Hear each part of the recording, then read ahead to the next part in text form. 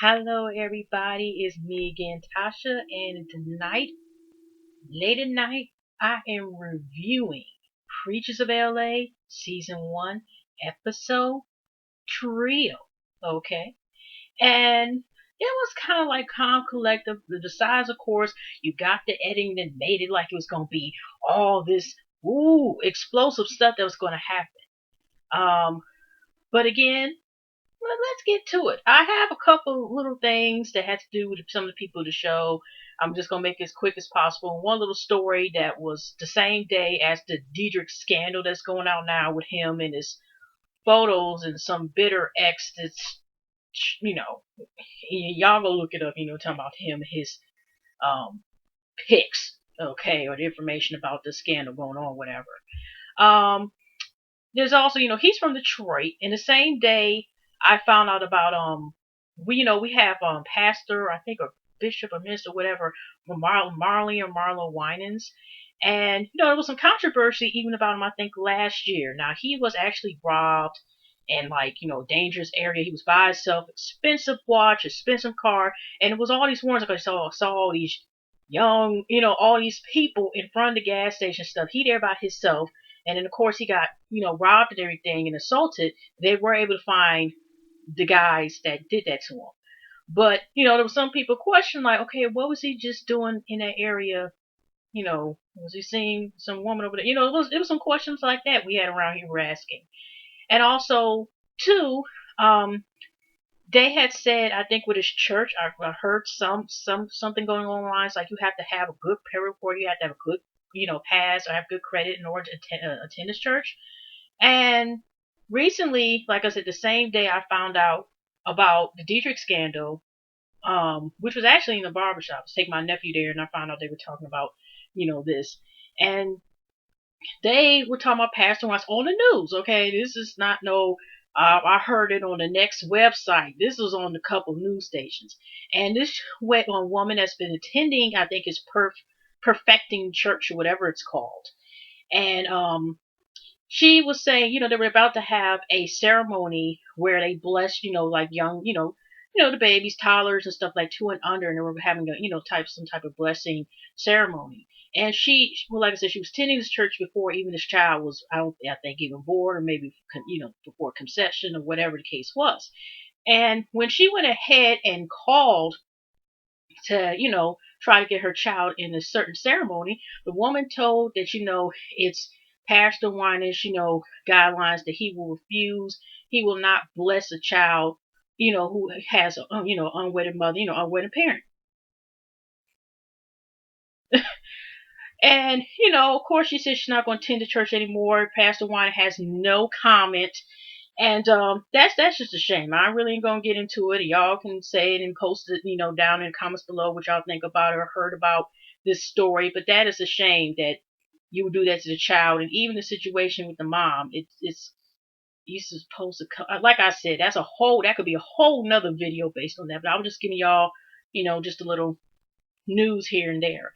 And one more last thing, Bishop McLaren, pretty boy, I am everything, regrets that he even did the series, and he thought it was going to be some docu-series. That's the only thing I read, and I really didn't too much care about what else he had to say. I didn't even care about when he said that comment, but it's kind of like, one of those things is, I knew what I was doing, and then once I don't get the results I want, I'm just going to pretend like I was tricked into the situation.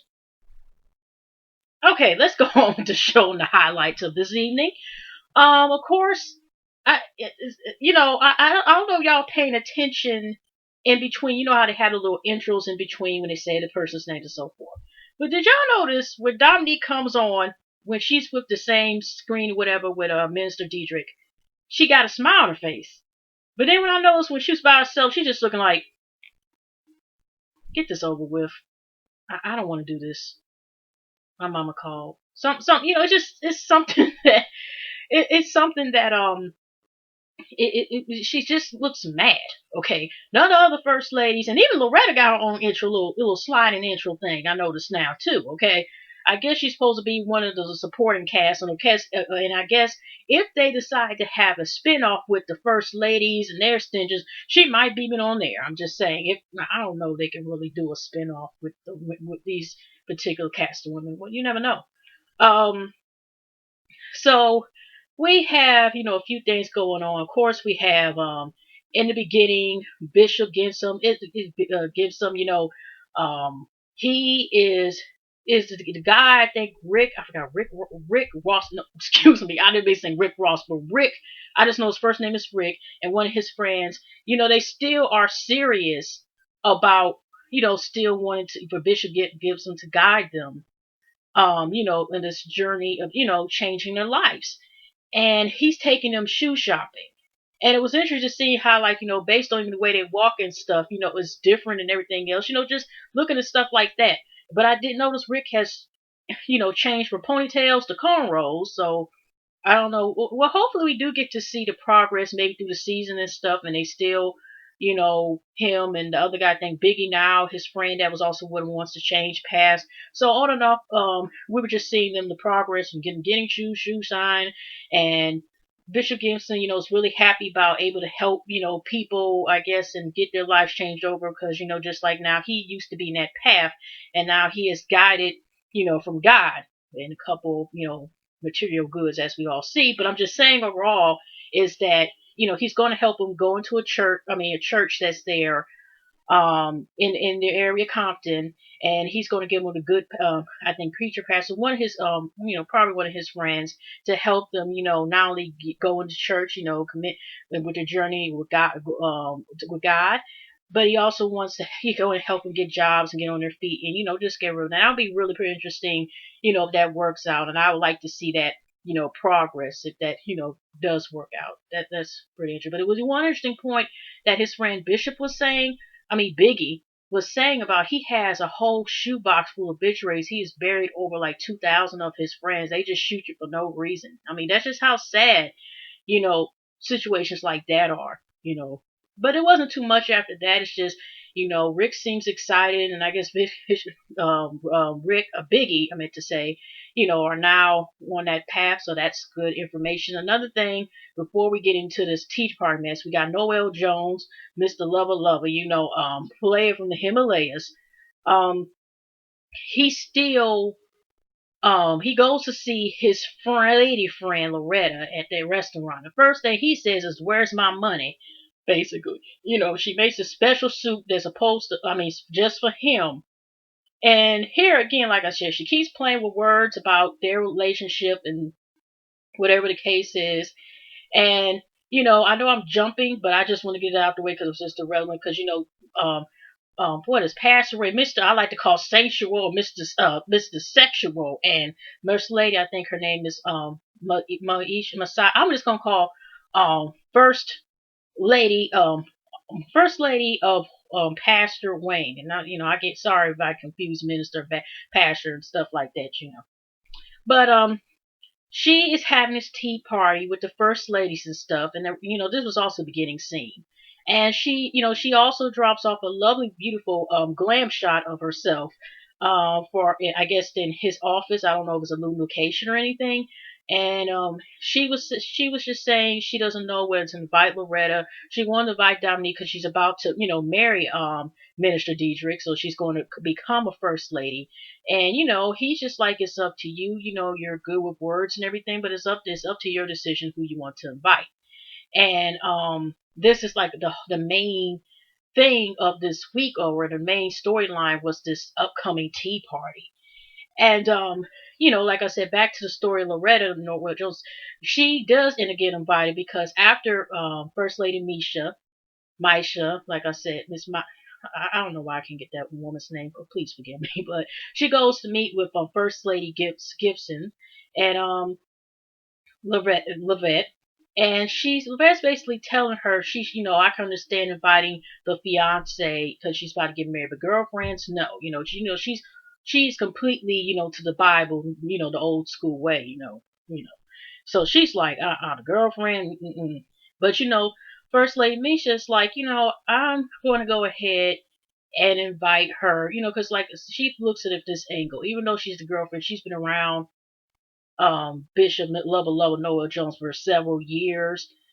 Turns out she's been around him, I think, what, 15 or 16 years. So, but she still feels like I'll go ahead and invite.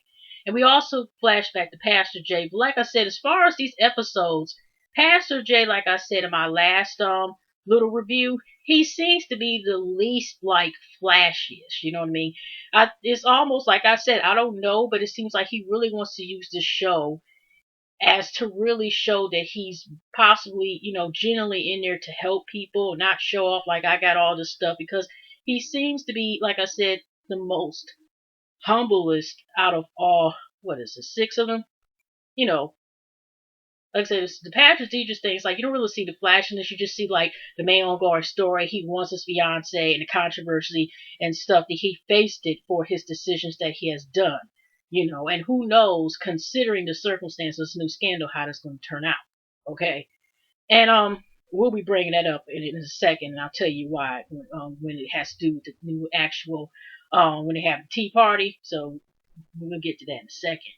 So they see this, him and his wife are talking about some things. And the reason why, kind of like, I think her name's First Lady Christine has kind of got a wall up now, because it's like she wants to make friends, but due to, I guess, past, situations where she's, thought she had a friend and people kind of just, instead of liking her and being generally her friend, of being, Christine's friend. They want to be, take advantage of her being the first lady or whatever reason. They basically just use the woman. And so she's kind of like, okay, I'm not sure. I don't know if it's worth going. So, it's one of those things. But when they're about to leave, they see this woman. You could tell, first I see the dog. I didn't pay attention to the woman. But I remember they showed the super trailers and last week's previews. This woman was very sickly.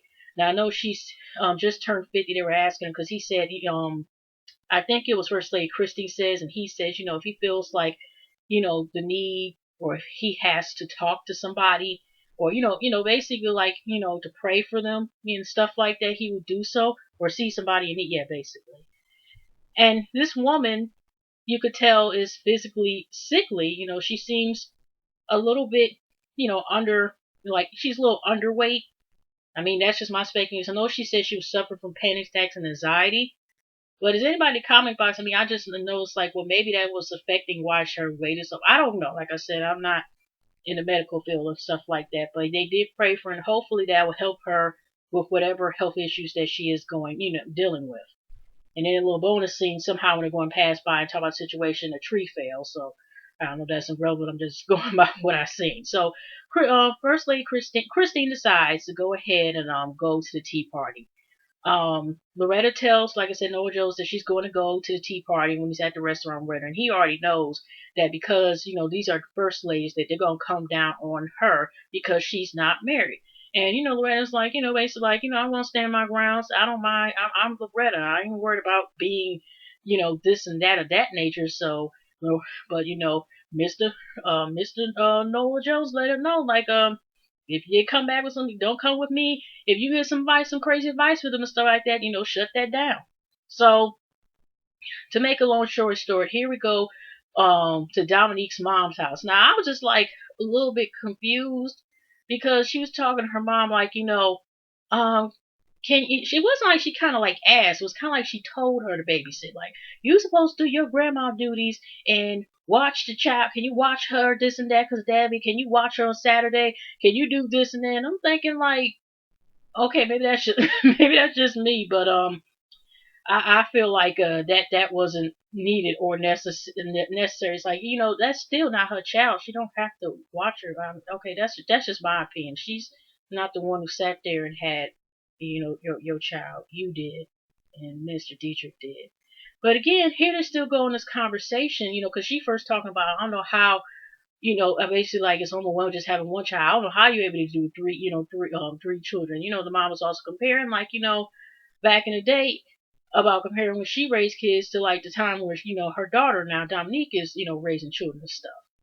But like I said, it's still this thing about I don't understand. I can understand it just be word of mouth, but it's just something written in contract like she cannot stay with Minister Disha unless she's married. It's like I'm pretty confused.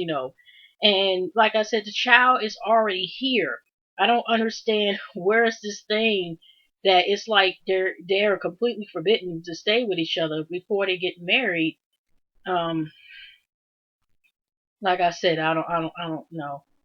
And come to think about it, I'll save that for the tea party. Okay. So you have the tea party, um, thingamajig. And of course, you have me. So Christine does end up attending. She's giving you everything from you ever heard. If anybody heard that group, remember Heart, them two sisters, Barracuda, and these Dream and stuff. She's giving you that Stevie Nicks, Aerosmith, all this with the hat, just a whole style. Just gave me, 70s rock star. Okay, I mean it was still cool and stuff, but she just, gave me some. Who was that? Janice, whoever was that white chick that kind of had soulmates, but she died kind of young and stuff. She kind of gave me that type of, aura about her and stuff like that when she came in. She even brought up her own, so she was giving like some rock style type of feel and stuff when she came in. So she even knew that. And everybody came with a friend. Misha wanted Lurch Lady, Leisha wanted everyone to come in and have a friend. I get also to join the conversation because like I said, this is the first time doing this actually, and she wants to make everybody feel comfortable. And, like this is like something she's trying to start that everyone can vent, talk, and have a good time. And she Christine was also at this time able to vent once they began eating. Everybody sat down at the table, stuff like that. And you should have seen First Lady Laverne's face when she seen Loretta come in. She just was like, she was trying to hold him, but she's just like, "Ooh, Lord, this is gonna be a long evening" type of look. That's the look that she gave. And so when they're talking, and like I said, Christine was able to vent up about, the thing is, it's hard to find friends, and I didn't know, like for some reason, it was hard for first ladies to, find friends. How they have to, they're invested so much in the church and ministry altogether, wherever their husbands are at, and just dealing with people trying to use you and stuff. It's just so hard, and I thought like maybe women from other congregations will go, it'll be easier to them to find each other because they're in that same area. But it turns out something new every day. And of course it gets brought up about the whole thing with the Loretta thing. Loretta was just proceeds to, she was about to ask a question because she managed, she wasn't married. I think somebody was something, they were talking to Dominique and stuff, are you ready for, this or something like that. And Loretta was about to ask a question, and then that's when First Lady Levine, I know I'm getting these names wrong, forgive me. First Lady Gibson, we're gonna stick to that. That's when, you know, First Lady took her mama mode to ask her about, when she said she's not married, are you thinking about getting married? Y'all 16 years, it was kind of like a little interrogation right then and there. And of course, we could see Loretta was getting offensive and, almost like invisibly doing this. You don't know this. Excuse me, lady. Just all this, okay? She didn't do it, like I said, she didn't do physical stuff, but you could tell she was getting offensive. And First Lady Gibson also had noticed that as well. Everybody, I guess, could so tell that she was getting offensive. Like, I'm not, who's to say I'm here to get married? I'm not, stuff like that. But eventually it cooled down. It wasn't something where it heated up where, church hats gonna start flying everywhere. And, it was gonna be a brawl or it got, here or Minister Diedrich, I get angry here, nothing of that. So they end up eventually on a pit, where it just kind of faded off there because first thing is just like, no, you have merchant, basically her in another way of saying, don't wait too long to get married and stuff like that. If he can't cherish you, acknowledge you, move on. That's kind of like which message she was trying to directly give her. And of course, Loretta don't want to hear, and Loretta's like, basically she can mind her own business. Okay. Mm-mm-mm-mm-mm.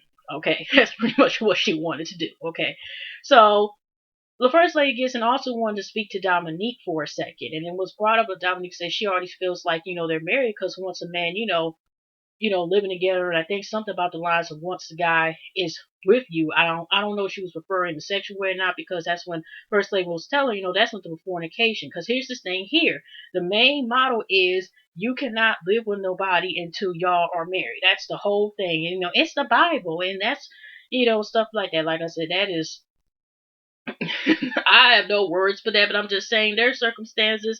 The baby is here. It's like I said, is it some punishment? I mean, maybe it's from our heavenly Father this punishment, but it's just something like written in stone somewhere that you better not do this. And so, um, What else also was some important? Oh yeah, I almost forgot this. I always had to go back to something.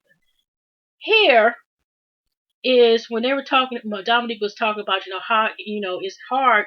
Dylan, I guess, becoming a first lady and dealing with some girl on Instagram was talking about. I don't know how you deal with Mr. Didrik because he is fine. And the first thing this I was talking about back to the Mr. Didrik scandal.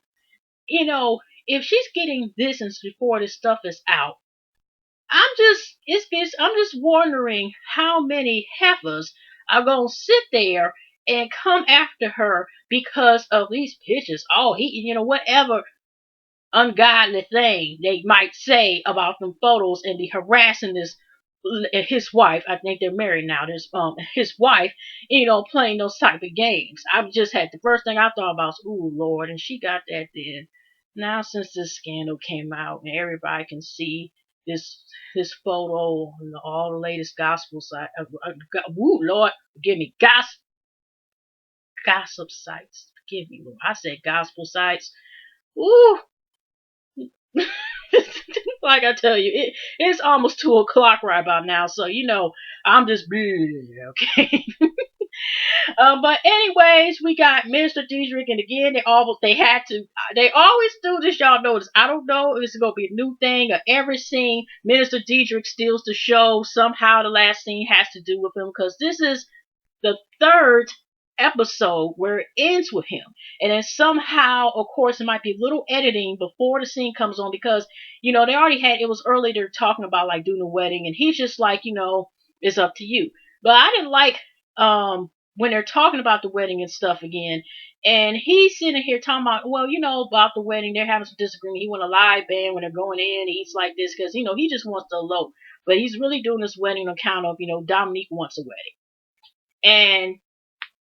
And he's just like gonna say some comment like well, this is my second. I already know how to do this. This is my second time, and this is your first time. See, that's his problem. For one thing, he keep bringing up the past, and he's trying to compare because it was a big wedding. That's why it didn't do too well. The wedding ain't got nothing to do with what possibly you did wrong or possibly your ex-wife did wrong. Okay, like I said, he has a lot of issues that he needs to work on before he even thinking. I'm even saying, before dude comes after, okay? Because he has a lot of, like I said, he gets heated very quickly, I notice, and he still keeps somehow in some way keeps bringing up his last marriage or his last relationship. That seems to be the main thing that gets him, steamed up. So he really does need to work on that, and I do believe that this is just one that he seems to want to really indirectly, maybe it's just a little bit, I don't know, just a little bit.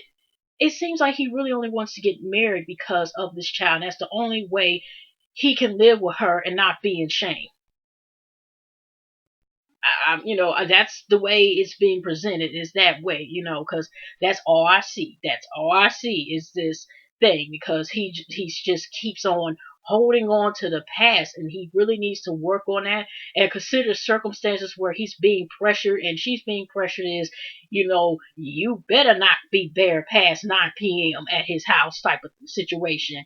And I think as a last resort, that's why he's marrying her to make things right and because reputation wise and because they are forbidden to be together if they're not, husband and wife.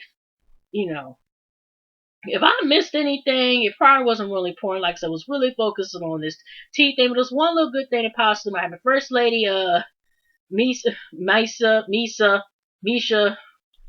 and the First Lady Christine, they had a scene where they were going out and they were just talking, and there's a possibility they might be good friends. I hope so too.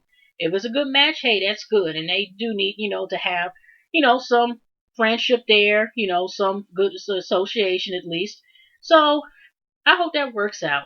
But other than that, that was all I thought about, wanted to bring up, and that was pretty much the episode. Mr. I Am Everything, based on the previous folks, come back. They talking about the wedding again. Mr. Deisha want to move it up so he can get his wife in the house type of thing. I think that was all in the previews. And the main thing is Bishop Gibson's um sister is like, I guess he's trying to see since she's been an addict for several years and stuff, over 20 something years. So he's trying to, this next episode's dealing with him and his, his sister and their addiction and stuff like that. But other than that, I hope y'all all have a lovely night, lovely Thursday, Friday, Saturday. Just have a lovely, happy days, happy week, happy weekend, and I'll see y'all next time. Take care. Bye.